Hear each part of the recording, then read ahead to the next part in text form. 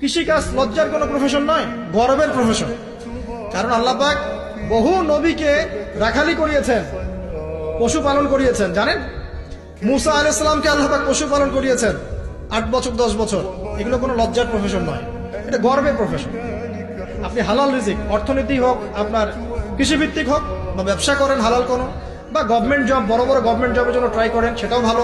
যদি না পান, বেসরকারি জব পান, আলহামদুলিল্লাহ। খেয়াল রাখবেন, জব করতে গিয়ে, ব্যবসা করতে গিয়ে এবং রিজিকের সন্ধান করতে গিয়ে আপনার নামাজ যেন ছুটে না যায়, আপনার রিজিকে হারাম যেন ঢুকে না যায়, আপনাকে যেন সুদ খেতে না হয়, আপনাকে যেন ফ্রি মিক্সিং এ যেতে না হয়। এগুলো খেয়াল রাখেন।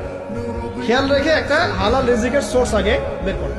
প্রয়োজন উদ্যোক্তা হন, নতুন কিছু উদ্যোগ গ্রহণ করেন, উদ্যোক্তা হয়ে নিজে কিছু প্রতিষ্ঠা করে দেখান, এমন কিছু করেন। এরপরে আপনি বিয়ের ফিকিরটা করেন, রিজিকের ব্যবস্থাটাকে করে নেন, তারপরে ওদিকে যান। আপনার আপন ভাই হিসেবে আমি কথাগুলো বলছি, মনে করেন।